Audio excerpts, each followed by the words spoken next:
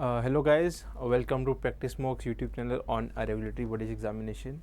I hope आप सबका जो ये फेज चल रहा है गवर्नमेंट एग्ज़ाम्स का specially for regulatory bodies and इसमें आप सक्सेसफुल रहें। भी आप तभी रह पाएंगे जब आप सही से पढ़ेंगे तो ठीक है। सही से पढ़ने का मतलब ये है कि आप टाइमली चीज़ें करें। You have to have targets. अगर सामने कोई टारगेट दिखता है only then you can take some step. If you do some unplanned study, it is going to hamper your preparation. So have some targets, make a plan, then move it in that direction. ठीक है, तो उसी के ही regarding में in all this plan comes the newspaper reading. So newspaper reading is very important. First of all, it is important for your knowledge, of course. Then it is important for analytical purpose. Because each and every article is written by some renowned authors who are experts in their respective fields. So when they are applying their mind, they're writing in their own words and they're already analyzing things. So when you read a particular information, you will have an analytical understanding of any article. So this analytical understanding will help you eventually understand things better. It will also keep your interest alive. ठीक है, अगर आप खाली books पढ़ते रहते हैं ना, books में अगर आप कर रहे हो तो इंट्रोडक्शन देन धीरे धीरे चैप्टर बढ़ता है, sometime it gets bored. So but in news paper readings when you try to read new stuff, new happenings and you analyse them, you try, if you do not understand any news you will search on Google कि इसका मतलब क्या है. Eventually आपका interest बना रहता है preparation की तरफ. और फाइनेंशियल न्यूज़पेपर का इंपॉर्टेंस आरबीआई, सेबी और बाकी रेगुलेटरी बॉडी एग्जाम के लिए बहुत ही इंपॉर्टेंट है. अब फॉर एग्जांपल एक इन्फॉर्मेशन और एक न्यूज़ आई थी 4-5 दिन पहले ऑन कॉस्ट इन्फ्लेशन इंडेक्स. हम जनरली ये नहीं पढ़ते, हम पढ़ते हैं consumer price index, agricultural and rural labour index which is given by labour bureau. We do read these things but we forget to, और it's the information on this particular index is rarely available in textbooks, but this can be covered from the newspaper. That is why newspaper reading is very important. ठीक है, तो आज हम इसी index के बारे में बात करने वाले हैं which is cost inflation index. अब सबसे पहले ये रिलीज़ कौन करता है? It is release by income tax department, not by the ministry of statistics and programme implementation और NSO और no by labour bureau. It is published by the income tax department and it is cost inflation index. अभी क्यों होता है, किस चीज़ के काम आता है, that we are going to understand. ठीक है, अब किस act of the income tax act को ये केटर कर रहा है? It is catering to section 48 of the income tax act 1961. Section 48 ये आपको ध्यान रखना है. ठीक है, सेक्शन 48 में इंफॉर्मेशन गिवन है about the short term capital gains tax and long term capital gain tax. Capital gain की बात की जा रही है. अब कैपिटल गेन क्या होता है और कैपिटल क्या होता है? एक कंपनी के लिए कैपिटल क्या होता है? Just if you want to understand what could be the capital for a company, it could be in the form of assets, if they have bought some land, machinery etcetera. Okay, that is their assets, and when you buy these assets you have to pay some cost. अगर मैं land खरीद तो land का कुछ अपने price दिया होगा, but कुछ टाइम के बाद आपने वो लैंड बेच दिया. रेट से बेचने के बाद आपको उस पर क्या हो सकता है, या प्रॉफिट हो सकता है या लॉस हो सकता है. अब आपको पता है कि इनकम टैक्स एक्ट बात करता है कि हम आपकी इनकम जो कि प्रॉफिट पे है, प्रॉफिट पे टैक्स लेंगे.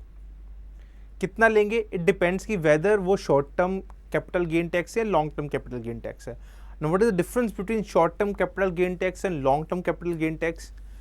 तो अगर कोई इमूवेबल प्रॉपर्टी है, जैसे कि लैंड हो गया, मशीनरी हो गई, ऐसी जो हमारी क्या है इमूवेबल प्रॉपर्टी है, इनको अगर 2 साल से ज़्यादा हो जाते हैं तो उनको हम long term capital gain tax में इंक्लूड करते हैं.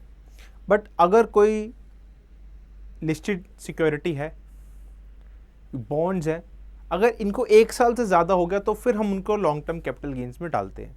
ठीक है, तो इमूवेबल प्रॉपर्टीज़ के लिए हम जनरली 2 साल का टाइम लेते हैं, एंड बाकी listed securities type of capital के लिए हम 1 साल का टाइम लेते हैं in categorising them in short term और लॉन्ग टर्म, ठीक है। और हम फिर इन पर टैक्स लगाते हैं। अब आप पूछोगे कि यार कॉस्ट इन्फ्लेशन कम फिर क्यों आया इन सब चीज़ों में, इसका क्या लेना देना है। अब एग्जांपल लेते हैं कि आपने 2011 में 50 रुपये की एक चीज़ ली, जैसे 50 रुपये का आपने पेन लिया, आज की डेट में उस पेन की वैल्यू हो गई है लेट्स से कि 120 रुपये, ठीक है, आज 120 रुपये हो गई है। अब आपने 50 का लिया था, आपने 120 का बेचा है, आपको लगेगा कि यार मेरे को 70 रुपये का प्रॉफिट हुआ है, बट क्या वो 70 का प्रॉफिट है एक्चुअली में, या फिर उसकी कॉस्ट जो है हम 2011-12 की ले रहे हैं, बट एक्चुअली में आज की डेट में उसको इतना टाइम हो गया कि उसकी कॉस्ट भी तो बढ़ गई है। तो cost has increased, cost inflation हो गया है, ठीक है। जो चीज़ 2011-12 में 50 रुपये की थी वो आज 80 रुपये की मिल रही है, तो आपको एक्चुअल में गेन कितना हुआ है, it is 40 rupees. Nominal terms की बात कर रहा हूँ, 40 रुपीज़ आपका गेन हो अगर आपने 120 की बेची है तो, नॉट 70 रुपीज़, बिकॉज कॉस्ट भी बढ़ गई है। See what is profit, profit is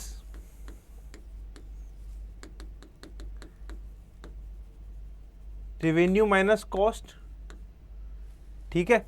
इस पे आपको टैक्स देना पड़ता है, you have to pay tax on profit, okay, you have to pay tax on profit. Now revenue क्या है, आपने आज मार्केट वैल्यू पे कोई चीज़ बेच दी, ठीक है। कॉस्ट क्या है, जो आपने खरीदी थी से 2011-12 के अंदर, लेकिन उसकी कॉस्ट बेच तो आप अब रहे हो 2024 में बेच रहे हो, तो 12 साल बाद बेच रहे हो, तो उसकी कॉस्ट आपने 11-12 में ली थी, बट उसकी आज की डेट में कॉस्ट होगी बढ़ गई है। तो एक्चुअली में आपका प्रॉफिट जो माना जाएगा वो माना जाएगा जो आज के टाइम पे कॉस्ट है वो मानी जाएगी, एंड इसको रेवेन्यू में से जो आपका गेन वो आया है जितने आपने बेचा है उसको माइनस करके आपको प्रॉफिट निकाला जाएगा और इस पर टैक्स लिया जाएगा, ठीक है। तो इसको कहते हैं कॉस्ट इन्फ्लेशन इंडेक्स, ठीक है। कॉस्ट इन्फ्लेशन इंडेक्स, जो भी आप आइटम्स ले रहे हो उन पे गेन हो रहा है, जो उसकी कॉस्ट थी उसको हम इन्फ्लेट करके बताते हैं जो आज की डेट में एक्चुअल है। ये ईयरली रिलीज किया जाता है, this cost inflation index is yearly released by the income tax department, ठीक है। और इसका बेस ईयर है 2001, ठीक है। 2001 इसका क्या है, बेस ईयर है, 2001 इसका बेस ईयर है। व्हाट इज बेस ईयर, कि हम 2001 के प्राइसेस को 100 मान के चल रहे हैं, और आज अगर हम बोले 2024 में, अगर मैं बोल रहा हूँ कि 324 कॉस्ट इन्फ्लेशन इंडेक्स हो गया, इसका मतलब ये है कि जो चीज़ हमने 2001 में 100 रुपये की ली थी वो आज की डेट में 324 की हो गई है, ठीक है। तो ये डिफरेंस है। और 2024-25 का कॉस्ट इन्फ्लेशन इंडेक्स जो माना जाएगा वो माना जाएगा 363। तो आपको ये ध्यान रखना है, ठीक है। मतलब 2024-25 में जो कॉस्ट मानी जाएगी उसका कॉस्ट इन्फ्लेशन इंडेक्स माना जाएगा 363, ओके। और ये वैलिड होगा असेसमेंट ईयर अगले साल के लिए, ओके। यही होता है कि अगर हम की ईयरली रिटर्न्स फाइल करते हैं तो जो ये गेन होता है हम 1 साल बाद बताते हैं। तो अगर वो 2024-25 का कॉस्ट इन्फ्लेशन इंडेक्स है तो वो असेसमेंट ईयर जिस टाइम में आपके गेन्स को असेस किया जाएगा वो अगले साल के लिए वैलिड होगा, 25-26 के लिए। तो आपको ये इन्फॉर्मेशन भी क्लियर होनी चाहिए। Now this I have explained 24 month for immovable property and unlisted shares, 12 months for listed securities. Listed securities के लिए 12 मंथ्स होता है in categorising them in short term और कैपिटल और लॉन्ग टर्म, एंड बाकी जो इमूवेबल प्रॉपर्टी थे उनके लिए 24 महीने का होता है। नाउ नेक्स्ट इन्फॉर्मेशन इज कि कॉस्ट इन्फ्लेशन इंडेक्स कितना होता है। It is generally 75% of the average rise in the consumer price index urban for the immediately preceding year, ठीक है। It is generally 75% of the rise, average rise in the consumer price index urban for the immediately preceding year, ठीक है। So this is cost inflation index.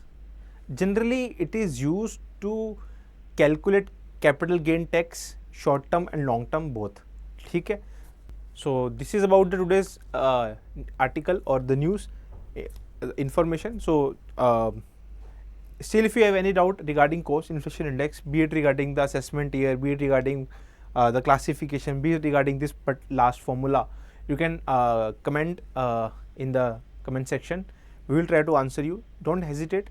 कुछ भी doubt हो रहा है, if you want to add extra things in these videos, you can also comment that in the comment section. All the best and keep studying.